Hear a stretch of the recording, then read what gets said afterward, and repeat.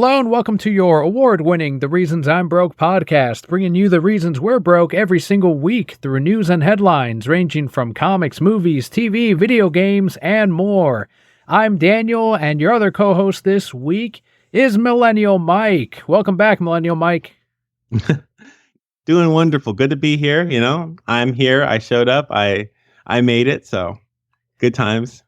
We're going to get a little bit heady this week as we will talk about what Ben Affleck has been doing with Matt Damon and what it means for studios, or at least what he thinks he's aiming for with artists' equity. So it kind of worked out that Millennial Mike is on because you and I usually do some deep diving when it comes to talking about quote unquote cinema. But if this is your very first episode, the way we format the show is we go through this week's news, and then we end it with the Brocap Block, which is what Millennial and Mike and I have been up to since you last heard us, what's been making us broke, what we've been up to. So let's jump right in and explore sector number 539.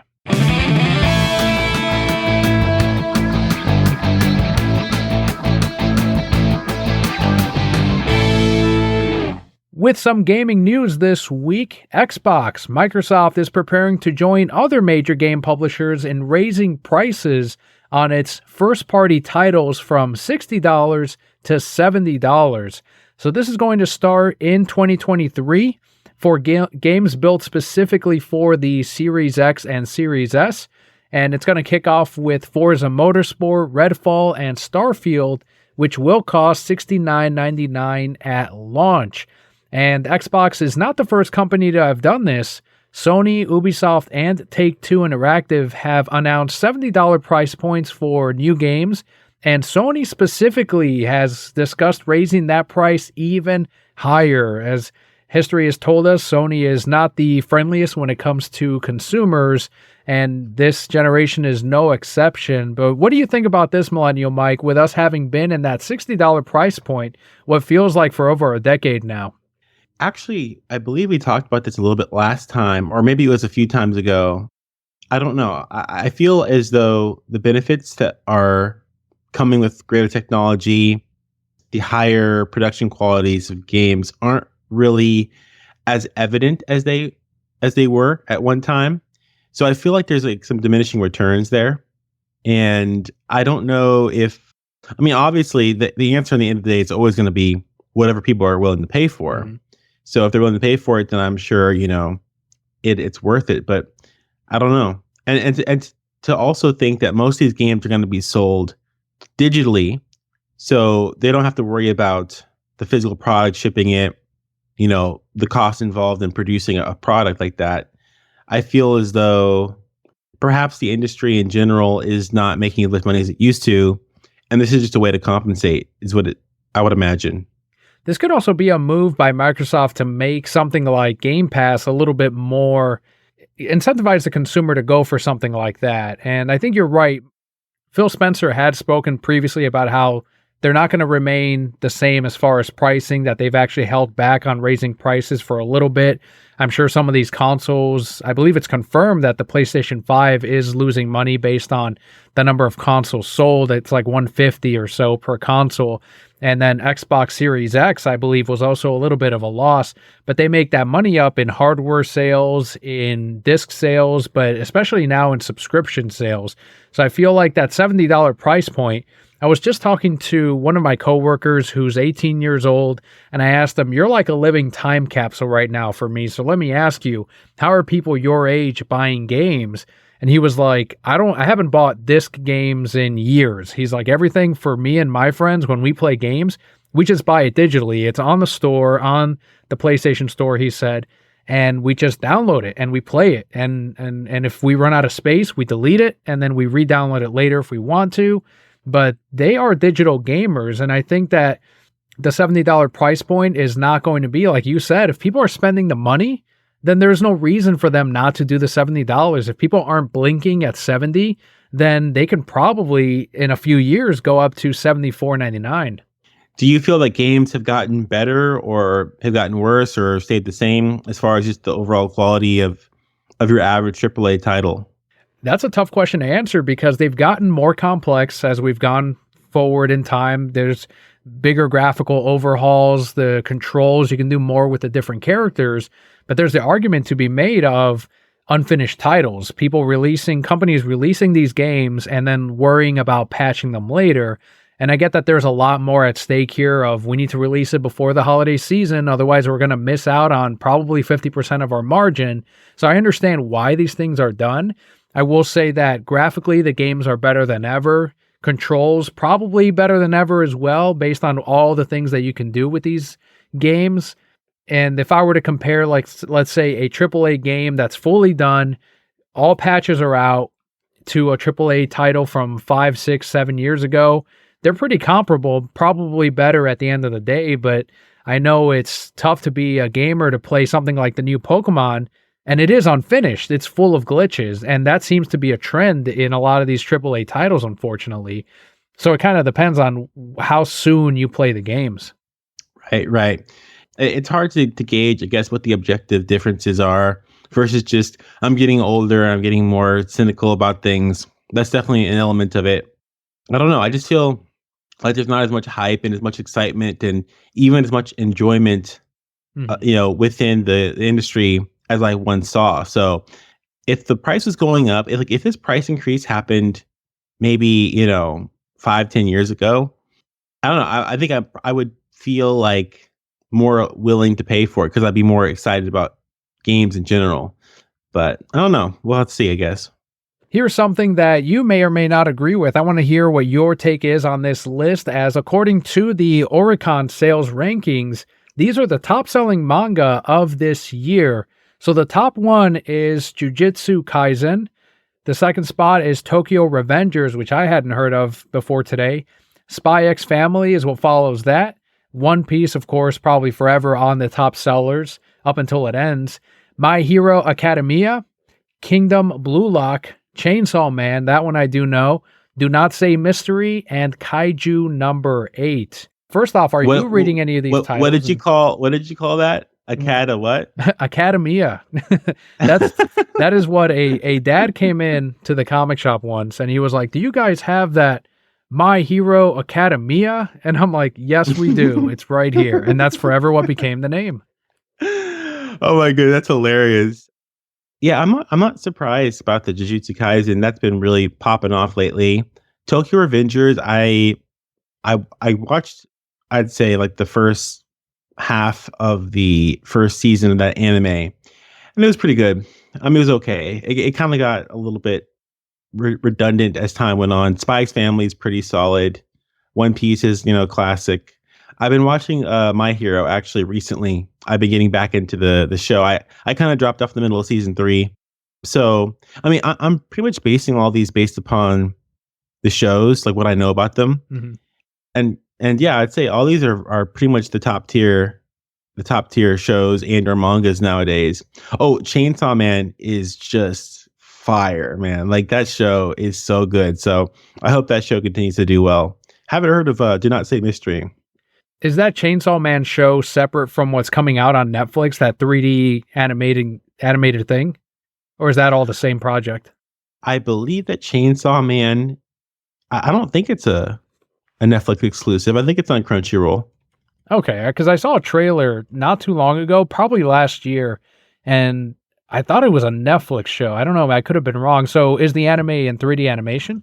Well, parts are. Sometimes you'll see, because like there's a lot of CG in places where you can't tell, where it looks like traditional 2D. Other places there are CG where you can tell, where there's more effects, like more use of camera and be able to like move the camera in like this virtual area so it feels like it's 3D, because there's like these very complex, very cinematic shots where they have to move the camera around, as opposed to your typical anime where it's mostly like a fixed camera most of the time, or it moves in very predictable ways that a lot of animation does. But yeah, it's super high budget and it looks fantastic. But yeah, I mean, as far as like 3D goes, I mean, I wouldn't really categorize the entire anime as 3D. It's most of the time it looks quite flat, like you'd expect. Yeah, I just looked it up. So we are talking about the same show.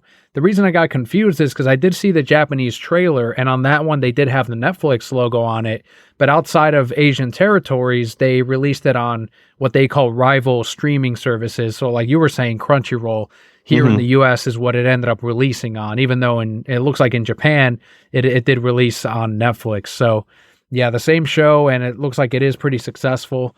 Before we move on to a little bit of Disney news, I am curious, what is Tokyo Revengers exactly about? Because again, this is the first time I've heard of that one. Mm.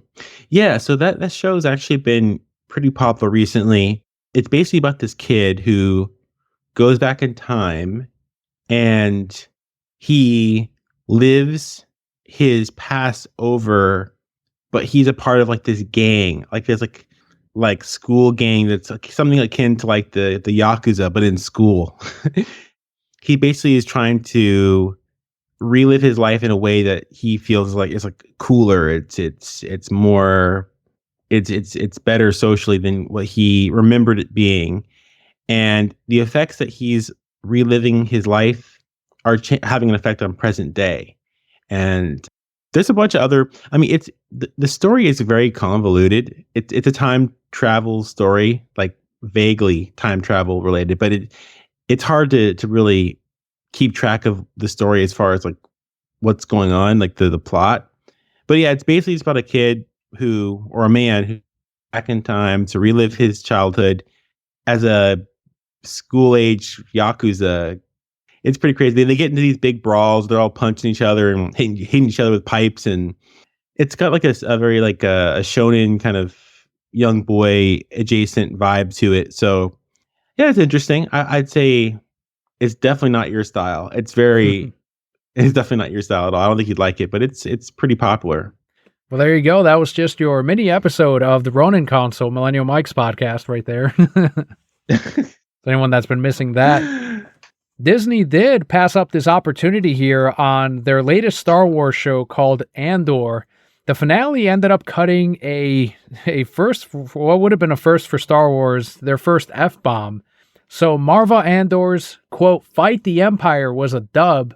It originally did say "fuck the Empire," but censors stepped in and they changed it. I saw the scene on YouTube and I'm like, yep, that was a "fuck the Empire" moment.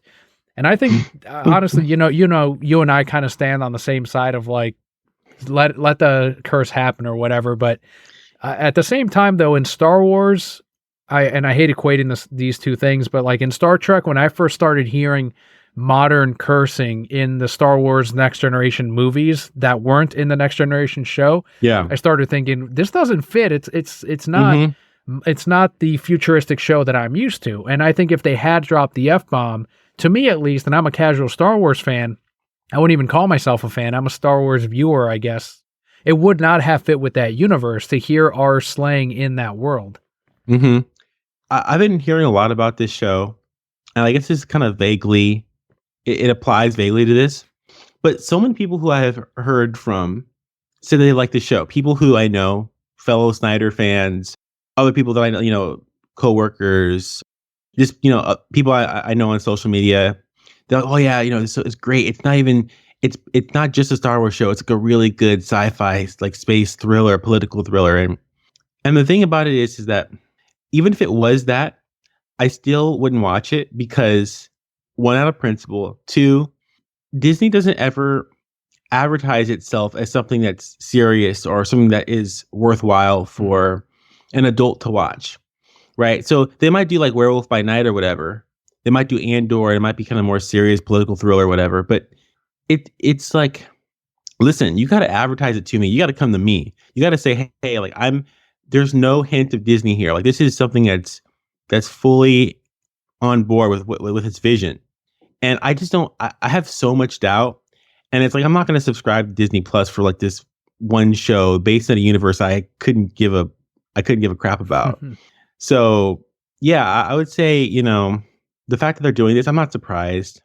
And more news has been coming out recently about. I'm not sure if you've heard about this, but how Daredevil, the new Born Again series, is definitely going to be a lot less serious. It's going to be a lot more jovial, and that it's not going to follow the same story. So all these I just feel like whenever people say, "Oh yeah, it's not just a Star Wars movie," it's just the cope. They're just huff and copey and major. Like, yeah, you only watch Star Wars material, so this is more serious than what you're used to. Like, getting shoved down your throat. That's all I can think of when people say that stuff to me. So Daredevil is going to be a soft reboot, is what you're saying. All these reports are definitely true that Yeah. they're like, to keep the same actor, we're going to have to make it an MCU show. Yep. Emphasis on soft. Yeah. Yeah, that was one thing we were not going to get. I saw the clips on YouTube of his appearance in She-Hulk, and the CGI looked terrible. It was definitely a step down from what Netflix produced. And then exactly what you were alluding to, the character was not the same Daredevil that we saw in Netflix. He was joking around with She-Hulk, and he was smiling and jumping all over the place, not being as violent with the criminals as he was on Netflix. And I'm like, okay, that's going to be the Daredevil they're going to give people, and they deserve it. Like, they go ahead. You wanted your Daredevil, well, you're going to get it, but it's going to be washed over with Disney. Yeah. No, I ignore the copes. Disney fans are always cope. Whenever Disney fans are talking about how a movie in their franchise is going to be serious and for adults and whatever, just know it's always a cope because they were there when it was childish. Like, dude, 1 year ago, you were watching this same movie in the same franchise and you defended it, right? Now the same kind of movie comes out and it's more serious or whatever. And now you're acting like that's a big plus or a big like improvement or whatever. It's like, dude, it's like you'll literally just say whatever the new thing is just good. So it's like, yeah. Ignore the cope. Yeah, I mean, that's what it needs to be. I hear, I'm an avid listener of Word Balloon, and this also happens with the pro new DC that's happening right now with Warner Brothers Discovery, is the same people that are like pro Star Wars and the MCU, and they enjoy all that stuff, and it's almost like you can predict this stuff. They're like, oh, I'm for James Gunn. That's going to be a great idea. And the whole Kingdom Come tease, that's awesome. I think they should do an Injustice. And I'm like, I could have sworn just months ago you were whining about how you were tired of evil Superman, and this is why they should not do Justice League 2 and 3, but now they should do an Injustice universe because it was hinted at in Kingdom Come. It's the same old story of, as long as this person's doing it, then it's fine. As long as Disney's doing it, then it's okay. And that's what we're going to keep getting. And honestly, keep ignoring on our end, as far as, at least I'm not giving it any streaming numbers. Yeah, it's pointless. A couple of weeks ago, we reported on the possible cancellation of the Margot Robbie Pirates film. And now, according to Pirates producer Jerry Bruckheimer, it is not a dead project. When speaking to Collider about the female-focused project, Bruckheimer confirmed, saying, quote, "I think that the script will come forward at a certain point.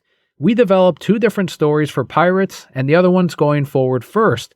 So that's what we're working on, to try to get that one made," end quote. So, paused and not stopped, right? Is that the quote? Man, I wish I was more like passionate about this. I mean, I guess I kind of am in some ways. I feel like this is probably just PR.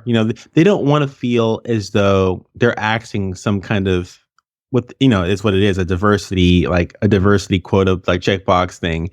They don't want to feel that they're doing that. So they want to, oh yeah, we're still thinking about it. We haven't axed it. So that way it softens the blow. But I don't think we're ever going to see it.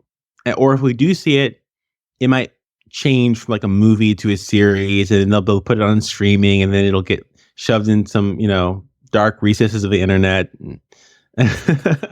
So, and the thing is that I think that honestly, Margot Robbie is better than this. I mean, she's doing like Babylon coming up, and she's doing some other Barbie. I don't know. I feel like, come on, just make your name doing something, more unique, and it's going to make more money than this bastardized Pirates of the Caribbean movie, which is going to underperform like 100%. Yeah, one of the writers from Birds of Prey, I believe, is working on that too. I forgot her name, but she's... Is it Hodson? Is Yes. it Christina Hodson? Yep. Oh my God. She's literally like cancer to like to like scripts, man. She's so terrible. Yeah, I think they'd have to get someone else on board to rewrite the script, and maybe then you can salvage it. Or if they really wanted to, if this is really a true thing that they're not gonna shelve this project, then the current Pirates movie that they're working on should lead into that female-focused movie just as a little bit of a leg up if they really wanted to do it. She's like the female writer. Like she's the one, like there's probably others that don't get any attention, but like for some reason she gets put on all these projects where you kind of know what the overall narrative is going to be before the movie comes out. A lot of times her name is attached to it, or they will make her name known that oh, she's attached to it, as though it's supposed to be some kind of W. It's like, yeah. It's like, I don't know about that. Fans seem to be a little bit against this one. I think it is a guaranteed W, and that one is for Avatar: The Way of Water. And however I may feel about that first movie, I've kind of seen a huge, what's perceived as flip-flop on how people feel about Avatar, because the first movie was incredibly successful. I wasn't crazy about it. I saw it once in theaters, and that was that. But now all of a sudden people are saying, why I didn't even remember that there was a first one. Who can remember the character names? No one's going to go. This one is not going to be as successful as the first one, to the point where there's bets going on in the Brokehead Core Discord of a lot of even hosts on here that don't believe it's going to be as successful as the first film. And apparently we talked about this a little bit, right? I believe so, but not on James Cameron wanting 6 or 7 movies in the Avatar series, as that was always the plan, though. I thought it was 4 initially. Hmm. That may have been what it started off with, and now he did at least speak recently about a 7th feature, but he said he'd be unlikely to be the one still directing them. He said, quote, "I'd be 89 by then. Obviously, I'm not going to be able to make Avatar movies indefinitely. The amount of energy required. I would have to train somebody how to do this. I don't care how smart you are as a director, you don't know how to do this," end quote. So he obviously has plans to continue at least that franchise beyond what he's when he's done making films. How do you feel about this one? Are you also on that same camp of, because I've seen Snyder people really champion this movie, but how do you feel about this sequel? So I've gone through a lot of different phases, but in reality, what it was like my initial excitement knowing there was going to be a sequel to a great movie by a great director, helmed by a great studio, and then a phase where I was just coping, and then reality. The thing that really stung was when Fox got purchased by Disney. Right. I was like, okay, am I going to make an exception for this? And I was like, yeah, it's fine. It's fine. Yeah, most of it was probably already done, and it's James Cameron, and he's so powerful. He can tell them no. He'd be like, no, I'm not going to Disneyfy this. And the thing about it is that it was such a long time ago. It's such a dumb conversation. Like the whole thought process that I had was completely stupid, because it's like, it's not even about Disneyfying it necessarily, because the movie before wasn't like not Disneyfied, if you know what I'm trying to say. Like it wasn't really anything. It wasn't deep. It wasn't meaningful. It wasn't adult in any kind of real way. From the standpoint of the production values and just the technology, it was very cutting edge. And that was what really attracted everyone to it. And there were a lot of elements of the movie that were kind of just like, they're passable. You could ignore it. It wasn't really that great. There were some kind of annoying elements, like the whole tree hugging, like conservationist, anti-imperial, colonization, all that kind of stuff, colonial.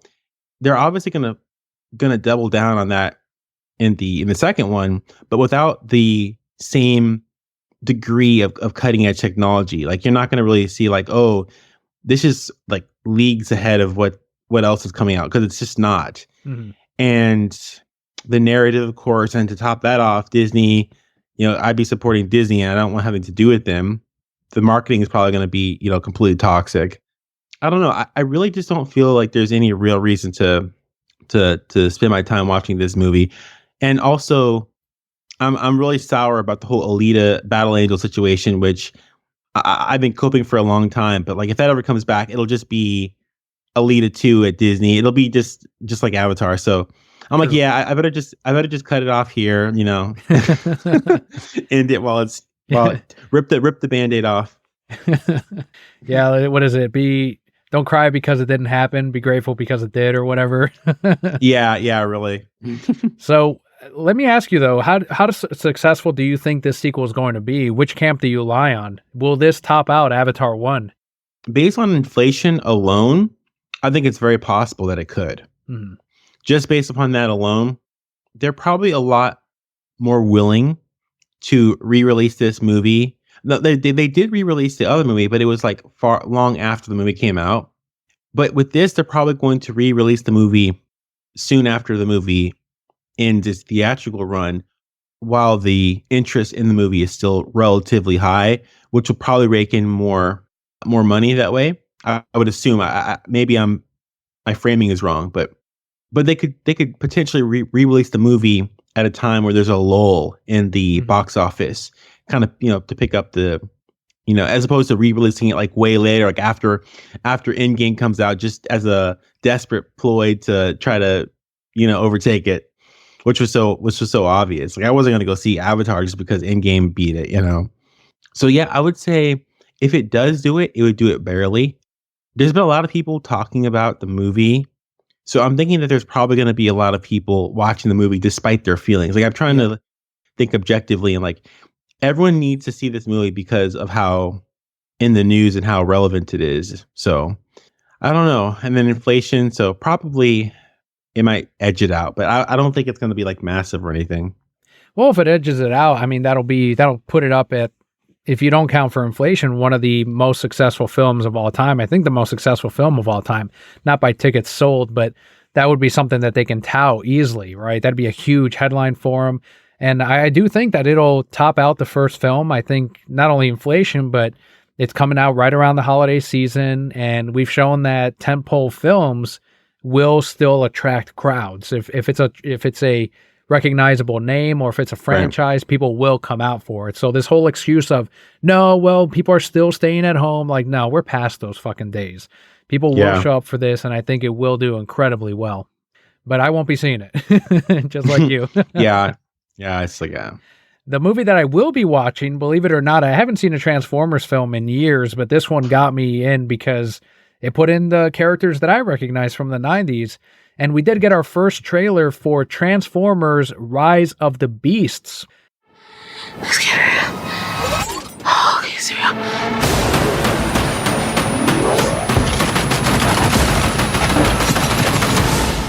This film is set in continuity with the Bumblebee film, but it is unclear still if this will connect to the Michael Bay set of films. It's directed by Stephen Caple Jr., who did Creed 2, and it is set to release in a very busy June 24th, 2023. So I think in June of next year, we get Indiana Jones 5, we get Transformers, Spider-Man Into the Spider-Verse, or whatever they're calling it, and then The Flash. So, but I don't expect that one to stay in June, honestly. What'd you think of this trailer? Did you get a chance to check it out? So after Bumblebee came out, so Bumblebee, by the way, was written by Christina Hodson. I saw the trailer. I saw like it just like no, this isn't my. I want my toxic like just overly was it sensational Hmm. Bayformers movies. Like that's what I really loved. And I'm personally not really a big Transformers fan, just in general. Like and what I really mean to say by that is that I'm not like a loyalist where I'm just gonna consume anything with the brand Transformers on there.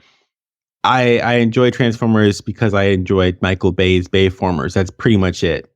And I just don't like the more boxier, toy looking, designs of the characters, and in general, the movies just don't have that very kind of the more like serious. I don't know. It's like there was a certain edge to those movies where they almost felt like war movies at times, but just with like they call them Transformers. Yeah. Like there was a lot of military. There was a lot of so I really especially the first one was great. So I really like that kind of edge they had to them. And this new movie just feels like I don't know a Jurassic World, but it's got Optimus Prime in it. Yeah, You know what I'm that's trying to say? Like, yeah. one of the rumors is that this is yet another multiverse film. You know how that's like the big thing now. All these franchises are trying to get into the multiverse formula. I hate that so much. And it came out of nowhere, didn't it? Like all of these started doing it all of a sudden. And that's the rumor here, is that the Beast Wars Optimus is going to be another Optimus from another universe, which is basically what Beast Wars was. It was a retelling of these characters. It wasn't like a prequel to the Transformers cartoons. It was a complete redone of Beast Wars, or of Transformers, I should say. And here we have characters that I recognize from that show, like Cheetor, and you got Rhinox. And we haven't seen Megatron yet in his purple T-Rex thing. I think they're going to save that for a future trailer. But here, it is trying to appeal to, at least I think, my generation and previous ones with the classic Transformers and now with Beast Wars. So it's trying to bring me in. And honestly, and kids. And yeah, I mean, kids, for them, it'll be cool, right? Seeing an animal transform into a Transformer. They're not seeing it for the Beast Wars, but it's definitely a cool visual. And I think it's working for me, at least. I think I do want to see the Beast Wars on the big screen. They're doing it, and whether or not they do it well is yet to be seen, but so far I'm sold. I just watched the trailer now, and it really feels like, I don't know, it's got this certain kind of like, it reminded me a little bit of the Black Adam trailer, a little bit. Just how it's kind of like, you have people going like, whoa, and like, and the music is very just like, let's go, we're gonna have a lot of fun, like we're gonna go see this movie. Is instead of it being like very like dramatic and being like, there's something coming, and it's like, duh, duh, that kind of, that's the whole vibe of movies, that not just Transformers, but like I think Man of Steel, I think just these kind of franchise movies, they're like, hey, let's take the movies that and let's make them like serious. Like I'm tired of pretending like that's not cool. And this is very, I would say, just a new age, new era kind of adaptation where it's like, hey guys, like we're done, like, with all the serious stuff. Like this is just for fun. Like, don't you want to get away from like the doldrum of your crappy, piece of crap life, and watch like a great movie where you can just, like that's what this feels like. Just like a big apology for everything that came before it. I mean, I got to view this trailer again in the Millennial Mike lens, because maybe I'll pick up on that. The black pill lens. Exactly. When you said it lacks like the sort of weight a little bit is what I was kind of gathering. I'm like, yeah, I guess that's kind of true. When I saw this trailer, I went, oh, cool, the Beast Wars, and that's what sold me. But it didn't sell me on like, oh, who's the bad guy in this? Like you were saying, what are the stakes here? Well, nostalgia is another thing too that I think, because I'm watching the trailer right now, and it's like people are a lot less dirty too. Like, remember how dirty people got in the first? Sweaty and dirty and grimy. Like they all look like they're on a Disney Channel like cartoon. The lighting is all like televisual. Everything is just so clean and so nice. Like no scratches, no cuts, no dirt, no grime. And everything is like, oh, like, isn't that so clever? Like, look, he made a little hologram. Like, it's so, like, it's like a very clever, funny, kind of silly way that he does everything. It's not like, well, okay, but I mean, if he doesn't do that, will someone die? Right. Like you don't ever get the sense of that, So it just, this is the kind of movie that we get nowadays, and I'm not really about it, to be honest. I'm passing on it. Oh yeah, hard pass. Well, hopefully we do have some more cinema coming our way, at least maybe something that you and I can definitely agree on. It's yet to be seen, though, but during a recent Q&A at the New York Times DealBook Summit, Ben Affleck, Batman himself, talked about his new studio venture with Matt Damon. They're calling it Artists Equity. So Affleck and Damon are making a push for creative quality over economically focused production of content, in the bet that a superior quality of movie will actually sell better to the masses. So that right there, I'm already like, no, the masses do not want better quality, but maybe there's an argument to be made here. During the Q&A, he did directly reference Netflix co-founder and CEO Reed Hastings and co-CEO Scott Stubber as having a mindset that sees their streaming platform success being dependent on new content constantly being churned out, regardless of its quality. Affleck said, quote, I see no difference between commercial and quality. If you ask Reed Hastings, I'm sure there's some risk in that, and I'm sure they had a great strategy, but I would have said, how are we going to make 50 great movies? How's that possible? There's no committee big enough. There aren't enough. You just can't do it. It's a thing that requires attention and dedication and work and resists the assembly line process. Scott Stubber is a really talented, smart guy who I really like, but it's an impossible job, end quote. So a lot to unpack there, Millennial Mike. Where do we start? So I've heard about this actually, and basically the idea. So terrible name, by the way, like terrible name, but the actual principle is actually quite good. And basically the idea is that the the people involved, right, the actors specifically, will get paid based upon how well the movie does. So instead of getting paid a lump sum up front, right, they'll actually get paid based upon some kind of math, which we have yet to know about, but some kind of metric on how well the actual movie, the project does, which is basically supposed to encourage the artist to work in such a way that it's not just about your reputation, but your actual pay is on the line. And I think that this is very groundbreaking in a lot of ways because it's more of a meritocratic method than we've ever seen in Hollywood in a long time. So I'm really happy to see this. I hope that it does well. Ben Affleck and Matt Damon are really great artists, and they're really smart people. So I think that if we see more movements like this in general, that there could be some interesting change toward more projects that artists are actually passionate about, and they're willing to put their money where their mouth is. I absolutely love the idea behind all of this and the sentiment of it all. And I really hope that they're able to pull a lot of these projects off in a way that it's like, look, these are successful and they're of higher quality, just like a lot of movies used to be, right? But I don't know. I feel like now is not the time for it. Now's probably the worst time for it because it seems like only the recognizable franchises are the ones that people are going out to see, just what I was saying earlier. And smaller stuff, and this is what Scorsese and some of the other big filmmakers were warning everyone about, is the smaller stuff is not being seen. We saw some projects earlier this year that were awesome, and unfortunately were flops. Like The Last Duel was amazing. Affleck and Damon were both in that one. Maybe that's what got them to sort of get the ball rolling on something like this. And I wish them lots of luck, but again, I don't have the faith in the masses for some of their projects to really be on that spectrum that they're talking about. But who knows? Maybe their level of success is very different than what I'm seeing, and they're much smarter guys than I am, and I trust their plan over anything that I would come up with. I would say that I can't guarantee that a movie would do well on its own merit if it didn't have some kind of brand behind it or logo or whatnot, like a franchise behind it.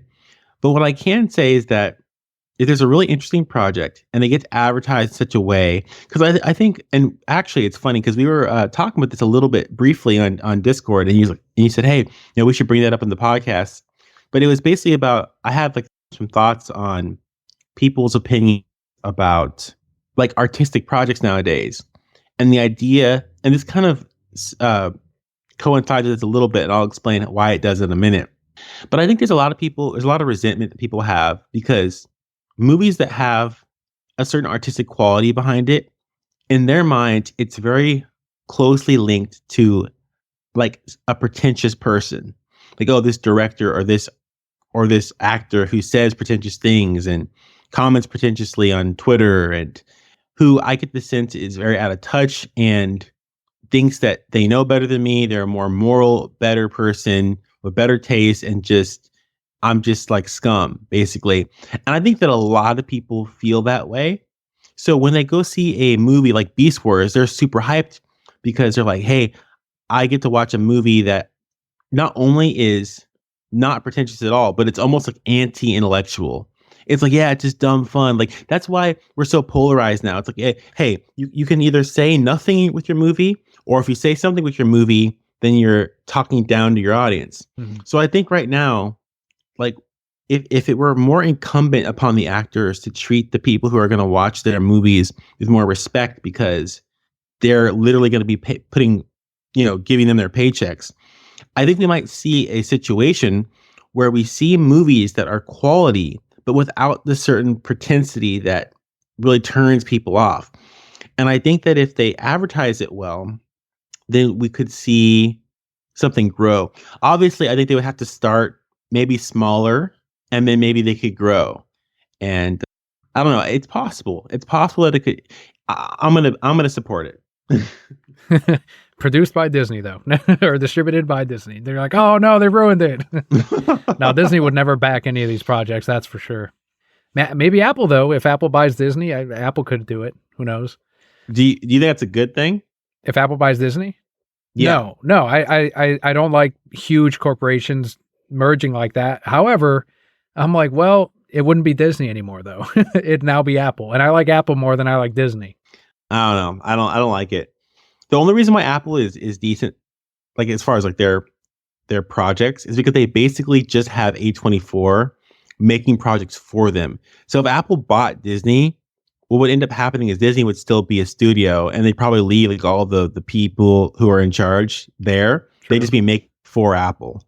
Yeah, that was one of our predictions when we were discussing it here of, since they have no real experience in the parks or in handling major IPs like this, that's exactly what we brought up of, they would just say, we'll collect the money and just run these things by us first and run it by our marketing or the people that are in charge of some of these green lights. And then, go do your thing, keep making money. As long as you're making money, we'll keep it going. We won't step in. I think you're right. I think that's kind of the way it would go. And they'd probably shut down some things, of course, just like in most mergers. But yeah, it would be Apple mainly interested in the IPs.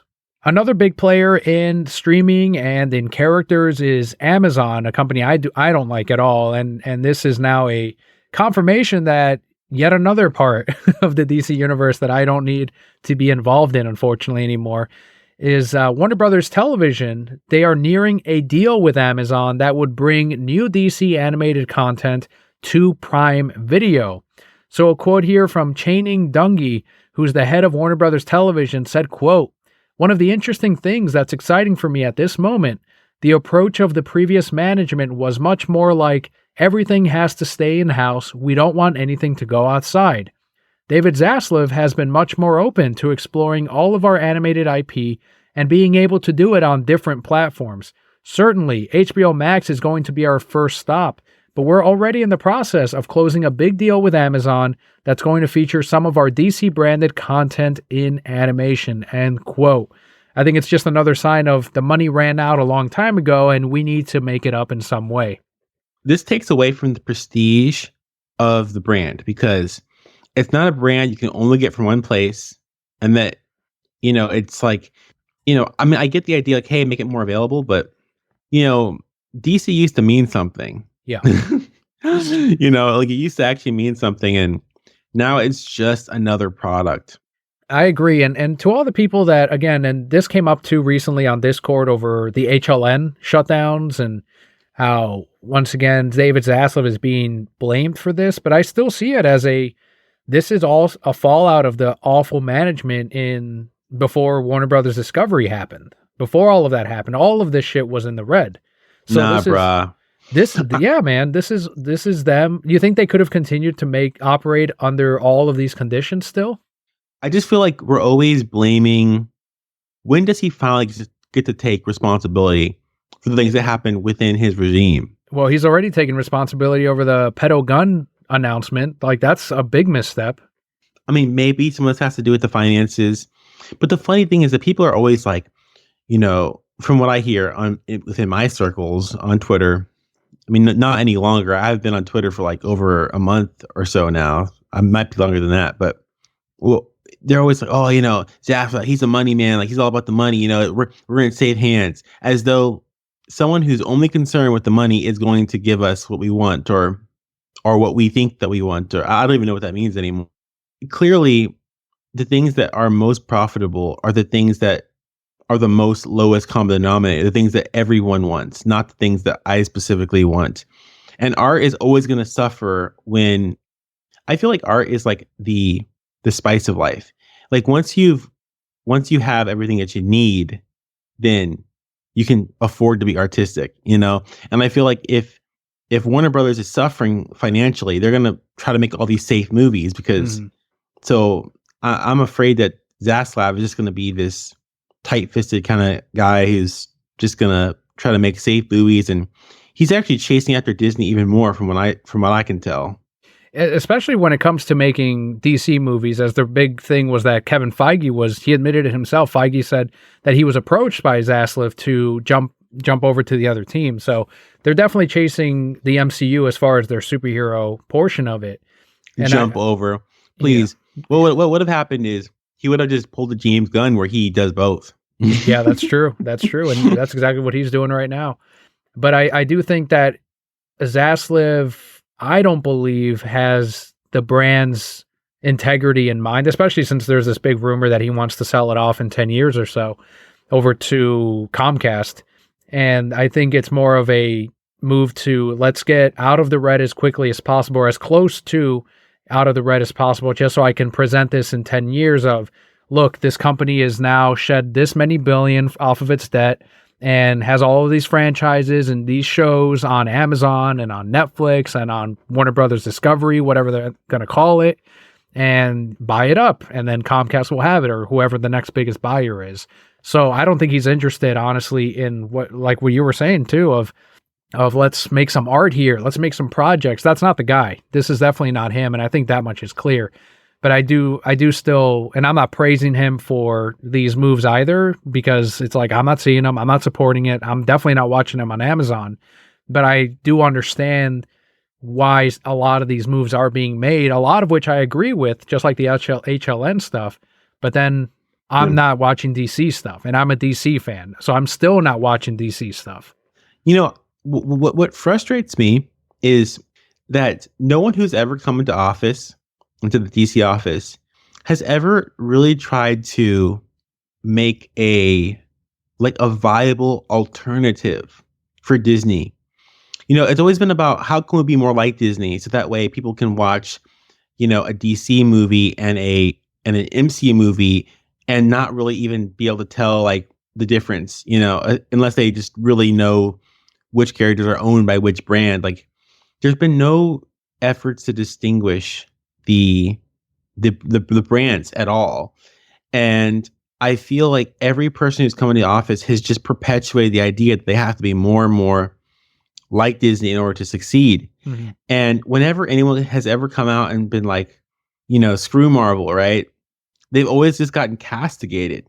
Of course, Disney and Marvel actors can do the same thing, but they never get the blowback. Mm-hmm. And it just seems like, you know, I think it's just too late really for anything now. I mean, even if they did want to try to actually differentiate the brands, I feel like the name of DC has been drugged to the mud so much that, you know, I don't think anyone will ever really care about it again. Like, I actually think we're coming to the point. I always figure, like, because even to this day, I sometimes think, okay, like, you know, Superman, Batman, and Wonder Woman, they're still like the most prestigious names in all of superhero, you know, like in all of superhero-dom. But then I always thought this, like, there's gonna come a day where they're gonna fail, and they're gonna be underground for so long that it will flip, and they will no longer be that. Because, you know, you can't ride on the laurels of Joe and Schuster like forever. Mm-hmm. And I think that we might actually be coming to that point where, since movies especially are the only thing that are really culturally relevant, and comics are long dead, I think that, you know, we may have seen a time, it may have already passed a moment where DC is just no longer as entirely relevant as a brand. Yeah, I think that's the case. And I'm glad you brought up the whole disparaging of, like, David Ayer when he wrote the fuck Marvel, or said fuck Marvel at Comic-Con, and there's that big blowback of that they still bring up. Fuck Marvel!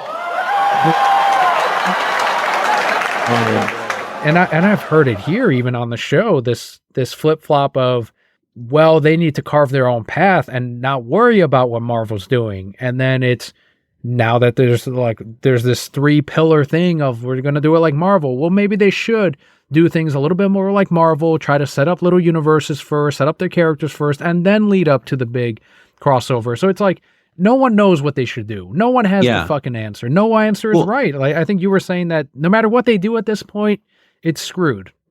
People don't know. I think the reason is that people don't know what Marvel is all about. Like, oh, like what does it mean to be like Marvel? I mean, I could tell you, Right. but I think a lot of these suits don't understand or, actually what it is, or even fans. or even fans. It's like typically I hear what you just said. They'll say, "Oh yeah, Marvel they make solo movies and then they lead up to big movies." But like, no, that's not really truly what it means to be a Marvel film. It's not like other movies haven't done that before Marvel. It's Mhm. not unique. They just made it popular.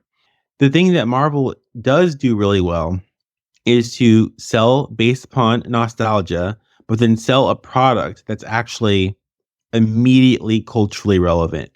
It's like Civil War wasn't what was in the comics, but since Batman v Superman was out, what was on everyone's mind was like versus movies, and they always pivot to something new. And now they have like the streaming shows where they can always be like culturally relevant at all times. And then they just give you like the image of something that's nostalgic and people fall for it every time. And now that's what they're doing with DC. It's like, oh, hey, he might have the trunks now, Superman, or we're gonna make him happy and smiling and all that. He'll be just like you remember, but not really. They're still gonna make him talk about modern issues, modern topics. They're still gonna make him the like the latest product, but it's just gonna look like what you think you remember. Well, and that ties in a lot to the same sentiments that Adrian, backer on Patreon, he said from last week's episode, quote, "It's weird that Gunn said that films won't be tied into the comics, but the comics seem to take inspiration from the films. As soon as Flops of Prey came out, the new Birds of Prey came out with Harley Quinn at the forefront and no Batgirl. Avengers Infinity War and Endgame came out, then a new comic storyline came out with the Infinity Stones. I think DC and Marvel are running out of ideas, like the ideas for films," end quote. Now, the comics industry, as far as DC and Marvel, Dan DiDio and I talked about that when he was on and Matt was on as well, and we all talked about how different the big two are as far as the handling of comics and the misdirection there. Definitely more of a misdirection right now on DC side than on Marvel's. But as far as the films, I don't follow Marvel closely at all, and I haven't seen an MCU film in years.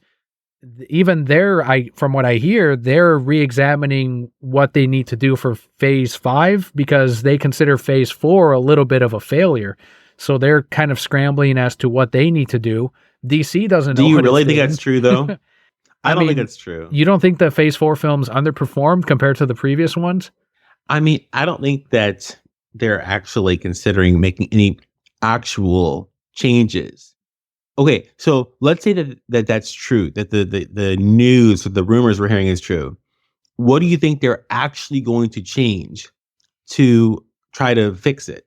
Well, again, I haven't seen any of the MCU films, but I'm assuming maybe address what I hear the biggest complaint from these MCU fans, even though they keep going out and seeing these movies, is after Endgame, I was done. That was it for me. But then they'll show up for Spider-Man No Way Cinema and probably the new Ant-Man when that comes out.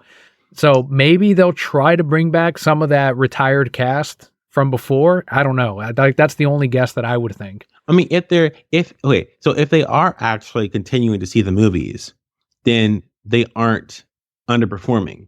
But if they are underperforming, then there are people who are legitimately not watching the movies. I think that if there is any argument to say that they are underperforming, it's that there's a certain like feeling that there's not a lot of like the stakes. Not that the stakes were ever really there, but like It's true. but like, why am I watching this movie? Like, what's the purpose? They always justify every movie as like, oh, this ties in with that, da, da, da. But they're doing less of that now, actually, and there's like more projects that feel disconnected in sort of a way. And I think people are thinking like, I can just watch it later. I would get the same benefit just watching it later. So I think that's probably what it is. If I could make an argument for that.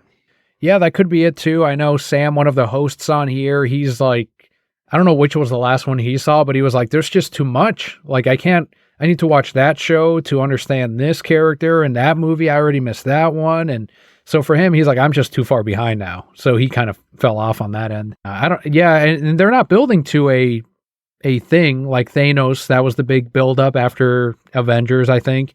And that was like the, oh shit, like now what's going to happen? What's the next piece? So far, as far as I know, they're not building to like that next big villain, like Galactus or something like that.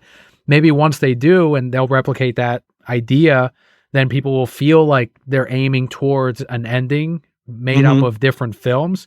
And that could be what they bring up. But as far as I know so far, I'm not seeing just an outsider, any kind of big villain right now that all these films are leading into. Yeah, I think the fact that there aren't really any the themes I think in Marvel movies are quite weak.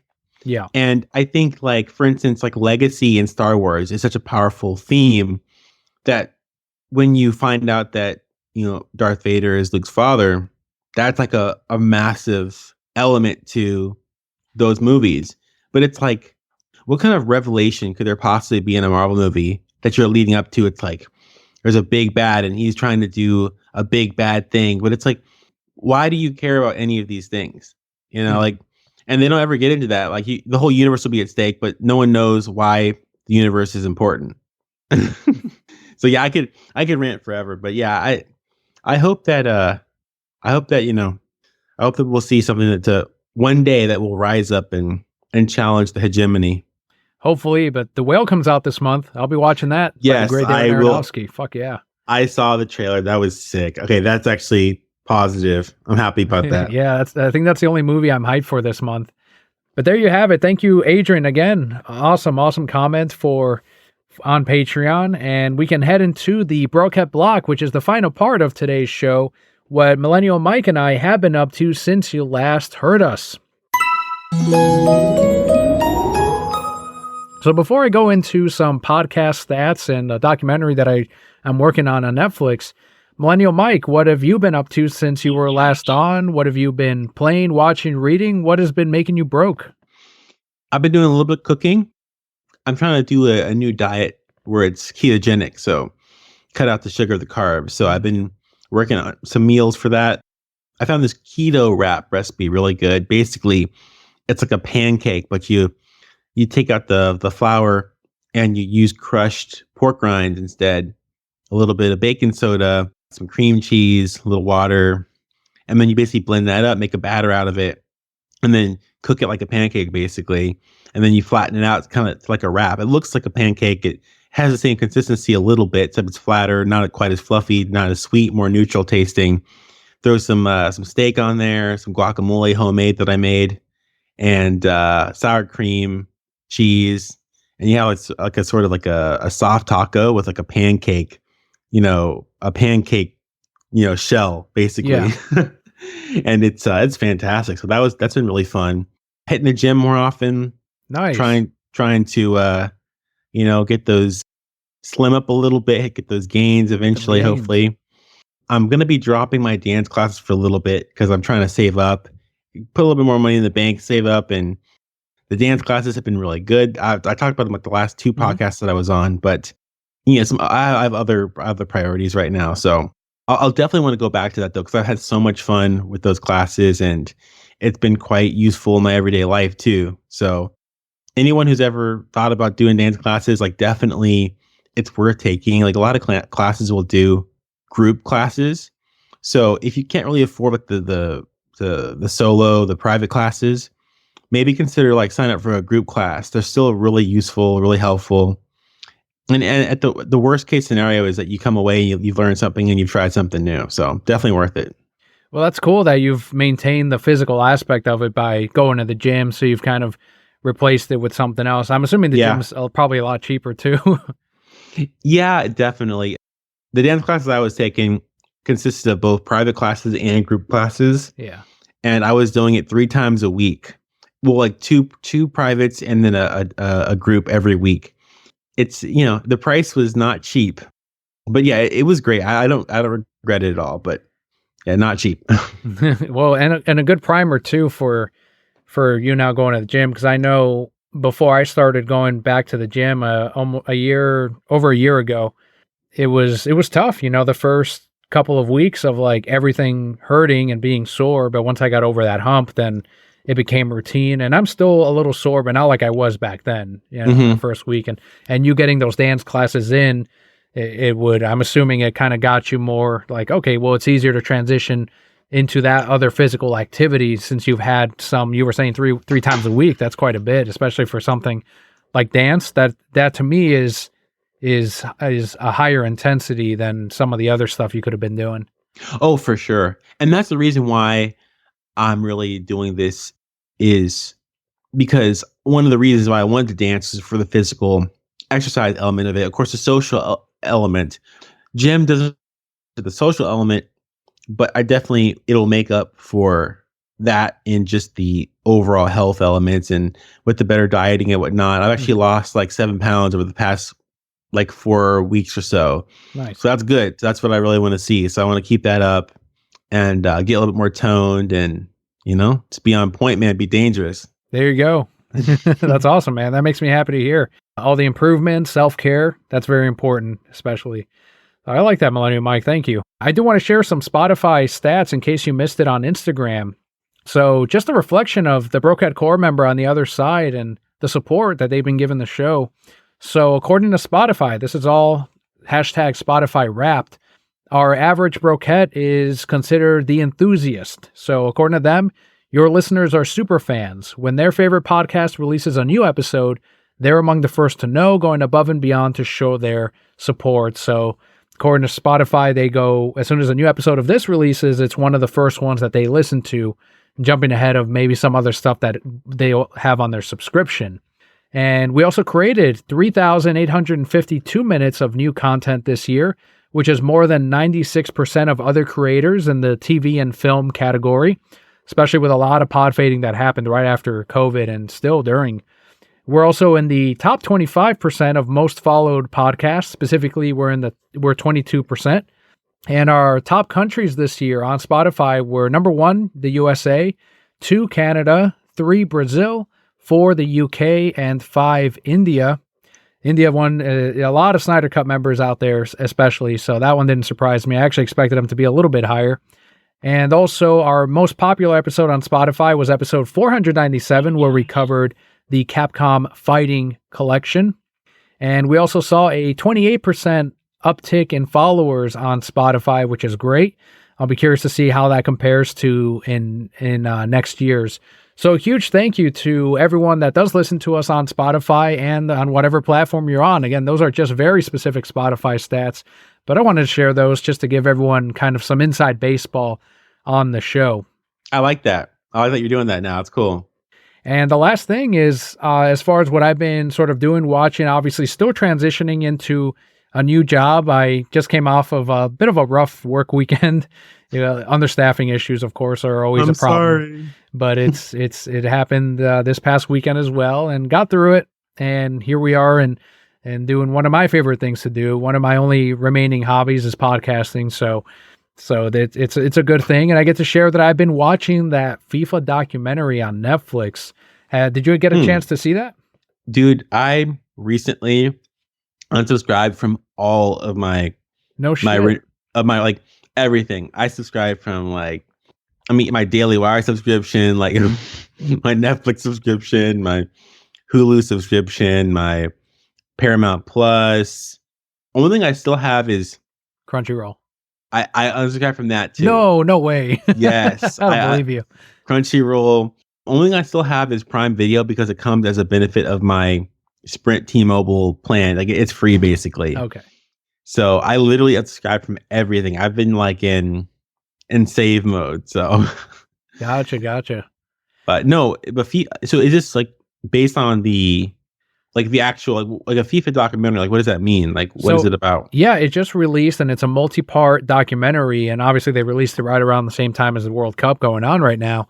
But the whole thing is to point out the corruption of the different owners throughout the history of all of these World Cups and FIFA in general.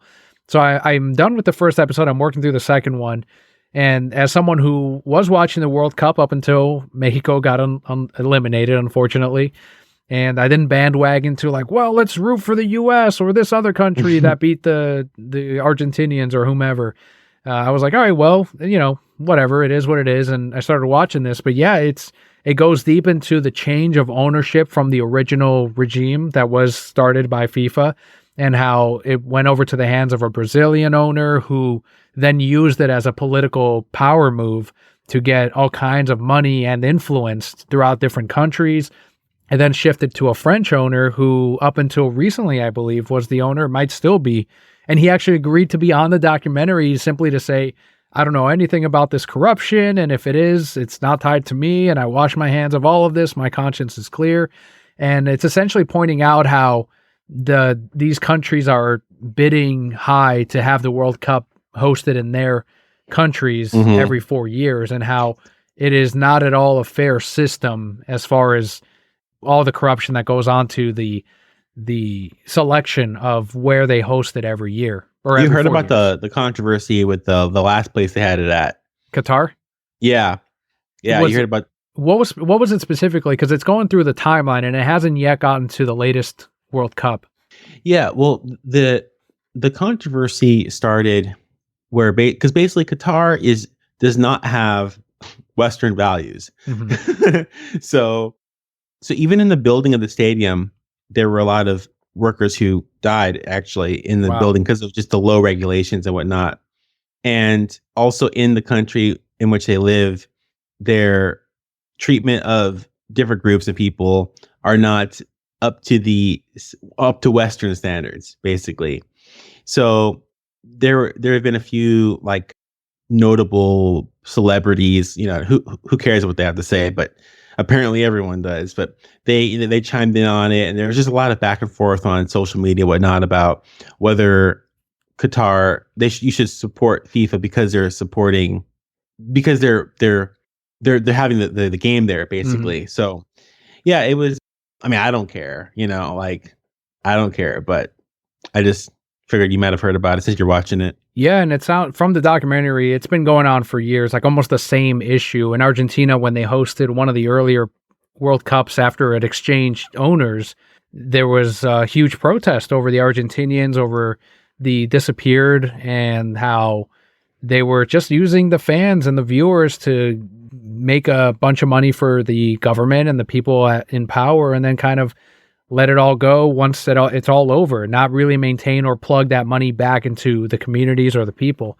So that's been an ongoing issue in every country that they go in, and it's all just a way for the rich to fill their pockets, is what so far the documentary seems to be painting. So it's pretty good, though. Bobby had watched it, and he mentioned it at the shop, and it had been on my watch list since it dropped, but I finally got around. I took a break from Wednesday. I think I have 1 or 2 episodes left. And then I started, I was in a documentary mood, so I watched FIFA this morning, and I'm continuing it. So I do recommend it if you are into soccer at all, or if you like sports documentaries specifically. It has been a really solid one so far. And that's kind of what I've been watching this week. Nice. But there you have it, Brokettes. It was a big news week as far as movies, and always a good one to have is Millennial Mike. So it just happens to work out always where the right news drops for the right host. I'm always grateful for that. And the right host happens to show up. That's right. So Millennial Mike, thank you so much for making the episode possible this week. And please let them know where they can find you if you haven't also maybe unsubscribed from social media. I don't know. But if they do want to contact you, where can they find you? Yeah, if you can find me, the question. No one can find me nowadays. Yeah, I mean, my Twitter account's still there. Going to be at the ExilesNet is the account that I own, that I had used, and I'm not sure if I'm going to be there anytime soon. I don't know. I'm really rocking out right now with everything. I'm keeping myself very busy, and I'm feeling pretty good right now. So I think I probably won't be coming back anytime soon, but Twitter is my public facing social media. I'm still on Vero, and actually I do check Vero quite a bit actually still. Whenever I watch movies and things like that, I post to Vero. So that'll be vero.co/Millennial Mike. So you can check me out there. I'm on Minds, which also isn't really even worth mentioning. Parlor. I signed up for all these accounts, and if you happen to have them or whatever, if you happen to get tired of Twitter or whatever, you can check me out there. Not in Mastodon though. So. No, me neither. That confused me. Well, thank you, Millennial Mike. I will have links to the relevant show notes right here on the podcast. So if you're driving, come on back, swipe on over. All the links where you can find Millennial Mike will be on the description.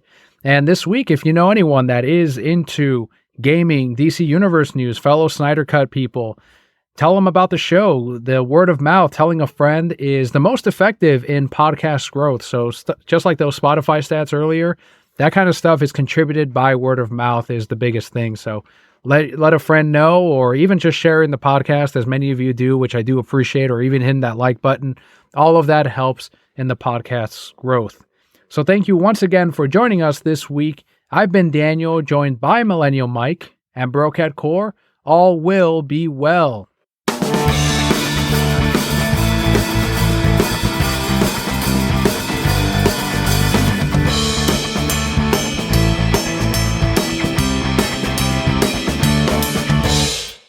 So, Millennial Mike, I have to ask for other Ronin console listeners out there, is there an episode on the horizon at some point? Will I hear you and Scott talk some anime? As I got a little hint of that. I got my slight fix earlier, but when are we going to get some more of that? I love Ronin Council, and I would love to continue. I've still been watching anime, so I have not slowed down as far as my anime consumption. I think that it's definitely not out of the cards for sure. I think I definitely would like to come back. And I tell you what, though, I mean, it would be great to have like maybe some more guests, or maybe like something like that. I mean, editing the podcast has been quite time consuming, and I've really made my schedule quite busy. So if anyone happens to know someone who's really, passionate about anime, and they would like to maybe share the load in editing podcasts and whatnot, then maybe we can work something out. So that's an official casting call. Awesome. Well, I'm going to throw Sam's name in the ring because he was on with Scott on a few, I think 1 or 2 episodes so far on here. And I told him about the Ronin console, and he's like, "Oh yeah, he knows Scott pretty well now." And he's like, "Oh yeah, I'd love to just talk straight anime on his show." So there's an idea right there, a little teaser for what may come on Ronin console. But if not, you can always hear Sam, Millennial Mike, and Scott on here as well. We'll just retitle this unofficial Ronin console show, right? We just need like a little, just do have an anime segment, Oh yeah, that's true. That's true. It could be fun.